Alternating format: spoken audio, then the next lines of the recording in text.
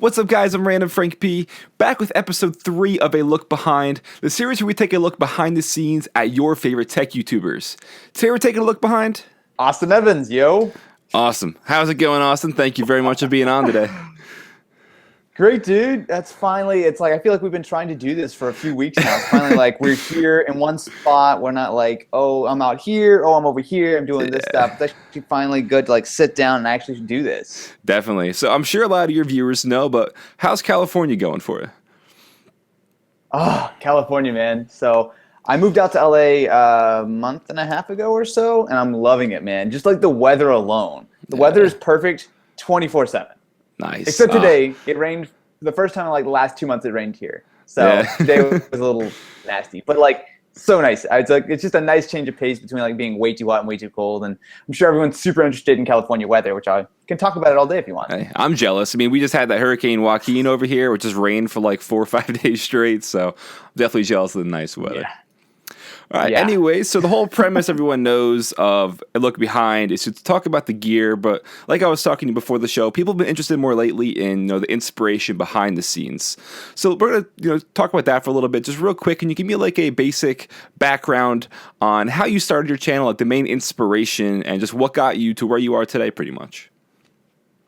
Oh man, so I created my first video in 2009, so a little over 6 years ago. It kind of all started, like, it's a long story. I'll try to condense it where everyone doesn't fall asleep at the end. Basically, like 7 years or so ago, I was really wanting an iPod Touch. So I remember I spent months researching, like when I would finally get it for Christmas, I was like, oh, I want to, download apps and do this and that. And so it really got cut into the early iOS scene.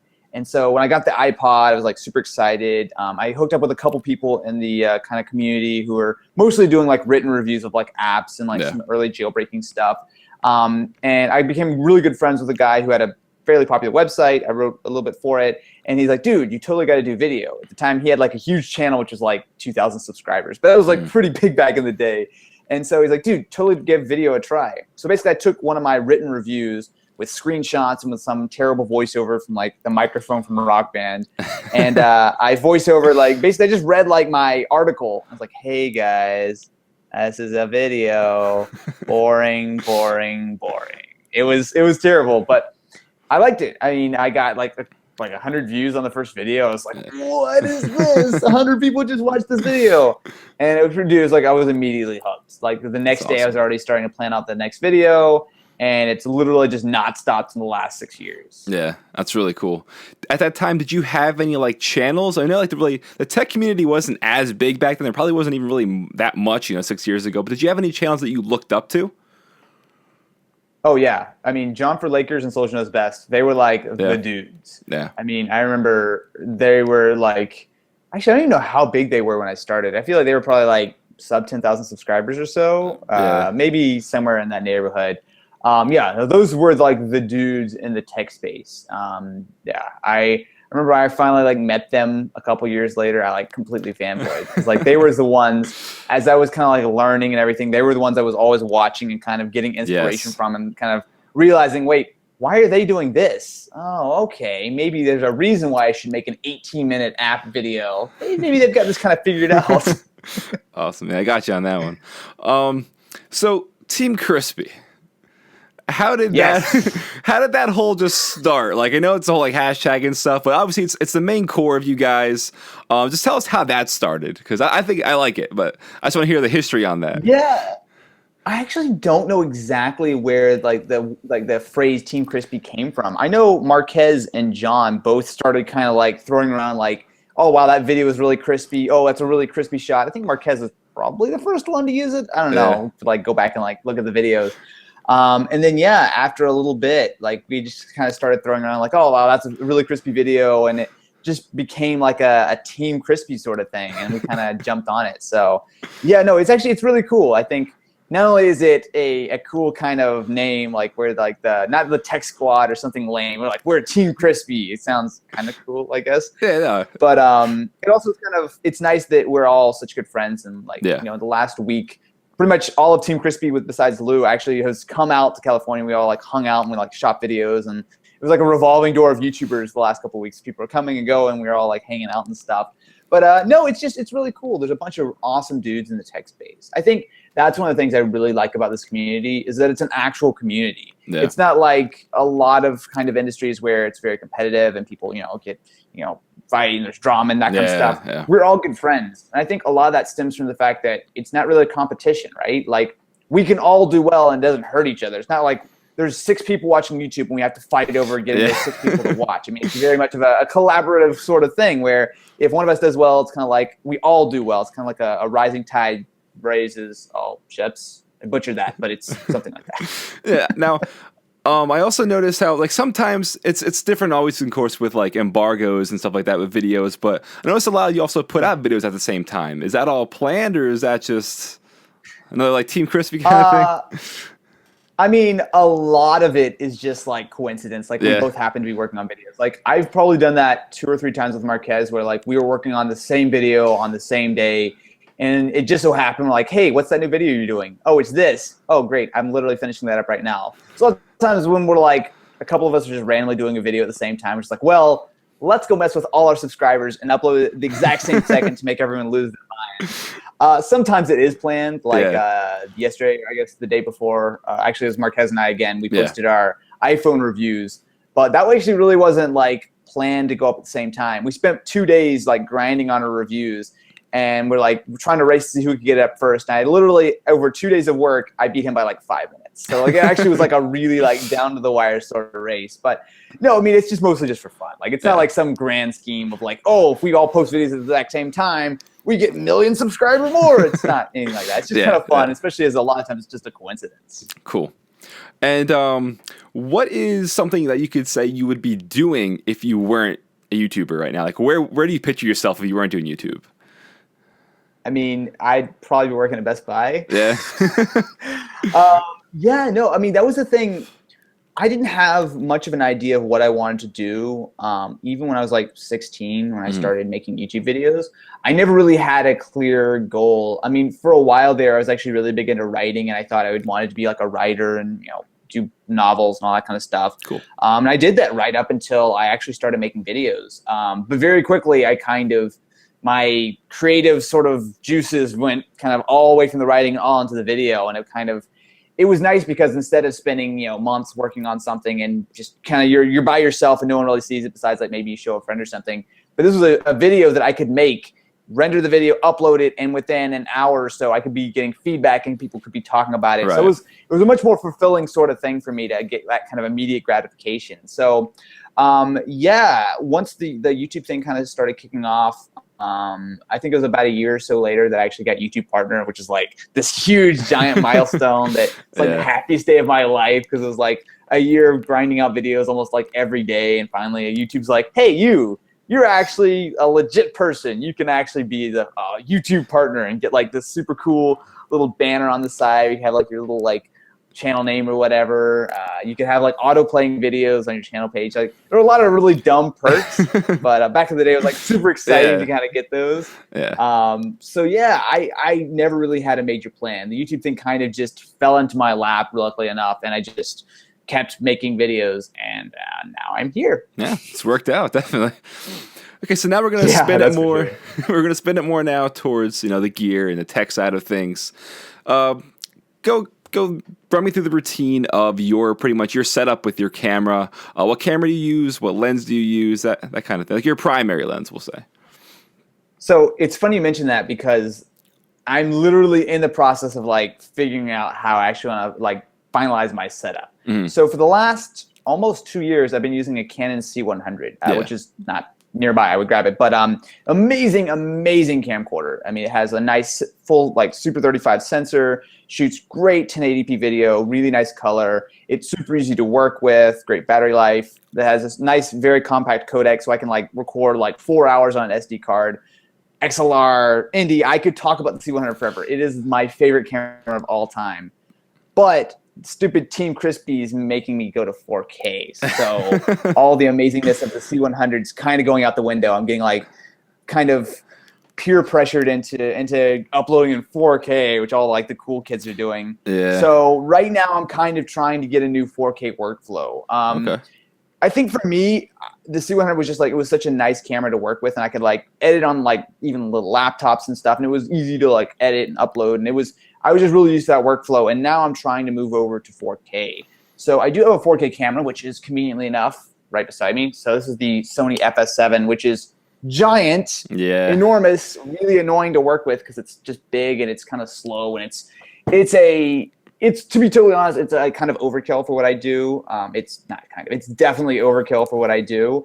I like it though. Basically, my big issue has just been trying to get it into the workflow and to kind of make it make sense, right? Because like this camera just destroys my laptop, right? So I can't. I have to always be tethered to a desk.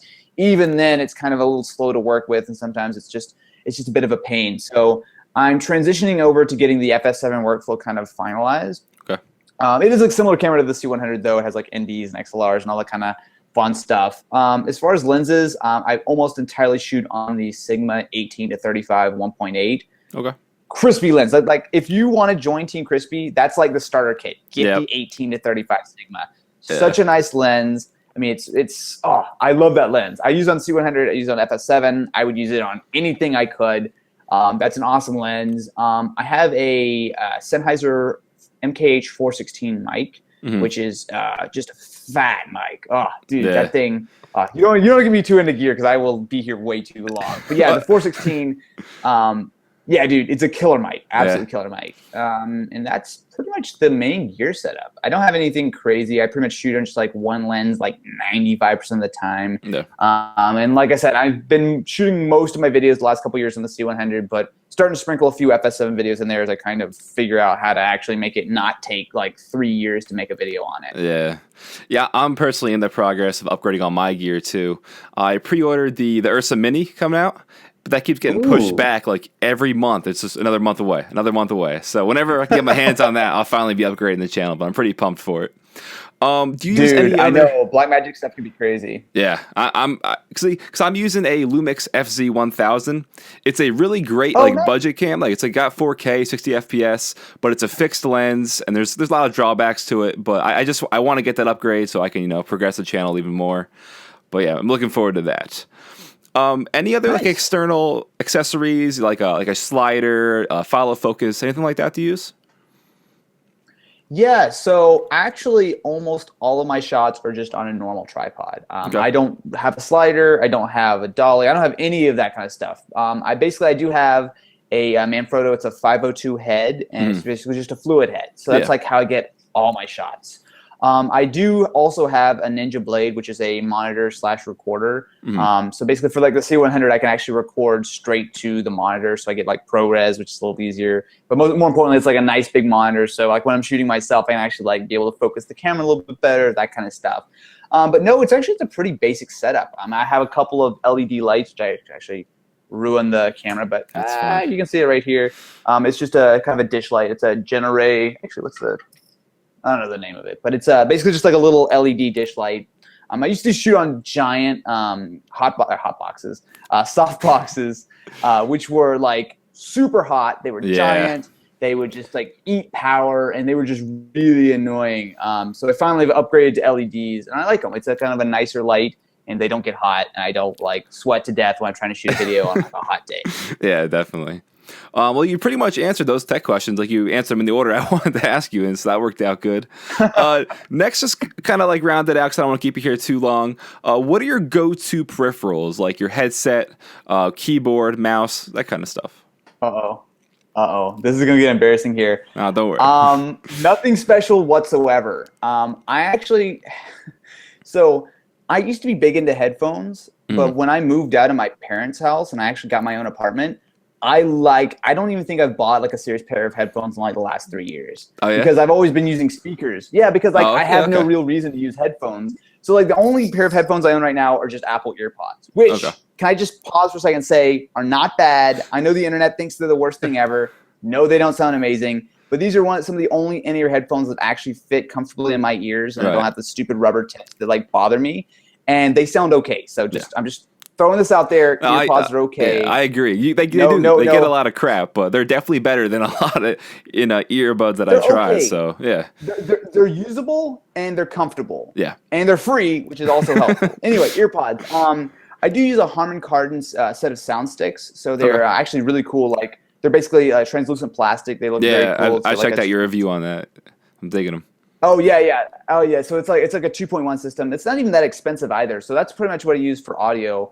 As far as like a monitor, I'm just shooting using a Dell 1440p monitor. Okay, It's like cool. it's an ultra sharp I bought a while ago, but it works well. So nothing really crazy. Again, it's a lot of the like what I do is kind of more on like the technique and as far as like the editing and everything like that versus like some crazy high end gear. I mean, the camera is very expensive. The computer is kind of expensive. Like the very crucial things, I've kind of invested the money, and everything else that I can kind of skimp on, I've pretty much skimped on. Yeah, I get you on that. And just a few more personal questions just to wrap this up. What is your favorite band? People like these questions last time. Band? Yeah. All right, so okay, hang on. I need some more like specificity here. Are we talking about band or just like musical group generally? We'll go musical group general. That's fine. Okay. So this changes every few months. Lately, I've been listening to a ton of Logic. Logic is crazy good. Yeah, I think I'd have to say Logic right now. Also, Girl Talk. That's like basically it's a dude who basically is his entire albums are all just samples of just various different songs, Okay. but he layers them in a way where it's just like a continuous, like you just listen to the entire album.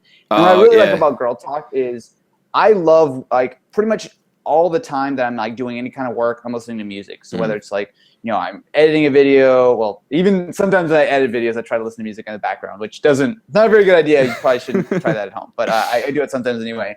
I just like to listen to music, and Girl Talk is just something that I can loop over and over again. Like I can literally listen to the whole album on loop. And it's like an hour long. So like I could listen to that all afternoon, and it's just motivating kind of music that you don't actually really have to pay attention to. Yeah. So if I had to pick two, because I'm going to cheat, because I'm cheating, That's fine. Girl Talk and Logic. All right, nice. I'll have to check that. I never heard of Girl Talk, but I do like that kind of stuff where you can just like get in the whole trance, listen to it all the way through. I'll definitely check that out. Yes. How about Yeah, for sure, dude. How about your favorite movie? Favorite movie? Back to the Future. Back to the Future, 2015, man. I came prepared for this one. And then lastly, your favorite meal. Like if you had just one meal to eat the rest of your life, what would that meal be? I mean, pizza. Yeah. There's no other answer than pizza. Like What kind? There's so many different toppings kinds or of pizza.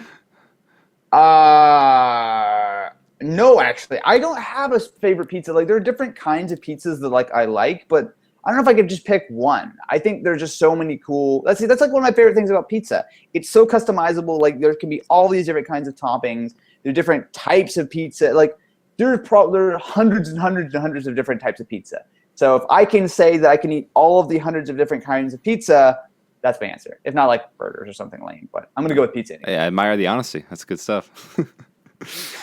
All right, Austin. Again, thank you very much. Like I said, the series before, it's a new series. So we're kind of like shaping it as we go, but I appreciate you being on. It means a lot to me because obviously you're a big person in the tech community. So this means a lot. Thank you, man. Oh, of course, man. Thanks for having me on. Good stuff. All right, guys. I'm sure you have. If you haven't already, definitely check out Austin's channel. It'll be linked down below. All right, Austin. I will see you later, man. Later, dude.